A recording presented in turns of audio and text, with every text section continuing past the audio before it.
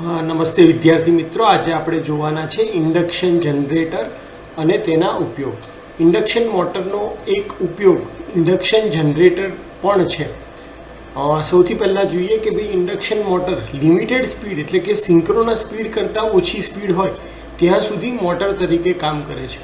પરંતુ જો એ મોટરને synchronous speed કરતાં વધારે સ્પીડ ઉપર આપણે ફેરવીએ ત્યારે એ મશીન ઇન્ડક્શન જનરેટર તરીકે ઓળખવામાં આવે છે.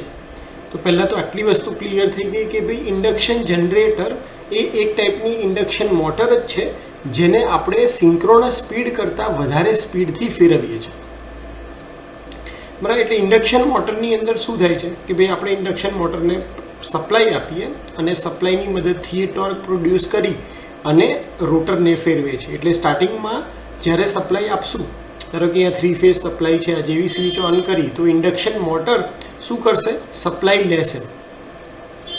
હવે આપણે પ્રાઇમ મૂવર દ્વારા આપણે કઈ રીતે એને વધારે સ્પીડ ઉપર ફેરવી શકીએ સિંક્રોનસ સ્પીડ કરતાં? તો આપણે પ્રાઇમ મૂવર એટલે એવી ડિવાઇસ કે જે ઇલેક્ટ્રિકલ એનર્જીનું મિકેનિકલ એનર્જીમાં કન્વર્ઝન કરે છે. તો તમે પ્રાઇમ મૂવરમાં એસી મોટર, ડીસી મોટર કોઈ પણ લઈ શકો, જેની મદદથી તમે આ ઇન્ડક્શન મોટરને કઈ સ્પીડ ઉપર ફેરવો છો? સિંક્રોનસ સ્પીડ કરતાં વધારે સ્પીડ ઉપર ફેરવો છો. એટલા માટે આ જ ઇન્ડક્શન મોટર કે જે પહેલાં સપ્લાય લેતી હતી એની જગ્યાએ જનરેટર તરીકે કામ કરશે અને હવે એ પાવર સપ્લાય ગ્રીડમાં પાછો આપવા લાગશે, અથવા જ્યાંથી સપ્લાય આવે છે ત્યાં એ પાછો સપ્લાય આપશે અને એટલા માટે એને ઇન્ડક્શન જનરેટર તરીકે ઓળખવામાં આવે છે. વર્કિંગમાં જોઈએ તો ઇન્ડક્શન મોટરનો ઉપયોગ ક્યારેક જ આપણે જનરેટર તરીકે કરીએ છીએ. ઇન્ડક્શન મોટર શરૂઆતમાં power supply reactive volt ampere ખેંચે છે. બાહ્ય પ્રાઇમ મૂવર દ્વારા મશીનની ઝડપ સિંક્રોનસ સ્પીડ કરતાં વધે ત્યારે સ્ટેટર વાઇન્ડિંગમાં જે રોટેટિંગ મેગ્નેટિક ફિલ્ડ ઉત્પન્ન થયું હોય એની સ્પીડ અને તમારો જે રોટર છે એની સ્પીડ સરખી થાય છે. એટલા માટે પાવર જનરેટ થાય છે અને આનો જે જનરેટિંગ ટોર્ક હોય, જનરેટરનો જે જનરેટિંગ ટોર્ક હોય એ રોટરના ટોર્ક કરતાં ઓપોઝિટ ડાયરેક્શનમાં હોય છે. તમને ટોર્ક સ્લીપ કેરેક્ટરિસ્ટિક્સ ખ્યાલ હશે ઇન્ડક્શન મોટરની, જે આ રીતે હોય છે.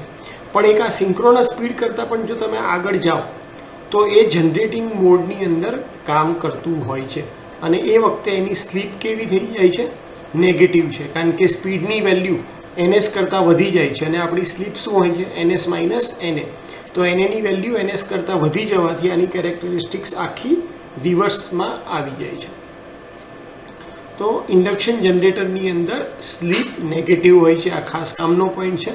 અને આપણે એ ઇક્વિવેલન્ટ સર્કિટની અંદર જોઈશું કે આપણું જે લોડ રેઝિસ્ટન્સ આપણે ગણીએ છીએ એ સ્લીપ ડિપેન્ડન્ટ હોય છે અને એટલા માટે તમારો લોડ પણ નેગેટિવ છે. લોડ નેગેટિવ હોય તો એ કોઈ દિવસ પાવર કન્ઝ્યુમ કરી શકે નહીં, એ પાવર આપી શકે. એટલા માટે ઇન્ડક્શન જનરેટર એ પાવર સપ્લાય કરવાનું કામ કરે છે. ઇન્ડક્શન જનરેટર જે છે એનું આઉટપુટ જે પ્રોડ્યુસ થાય છે એ 3 વસ્તુ પર ડિપેન્ડ કરે છે.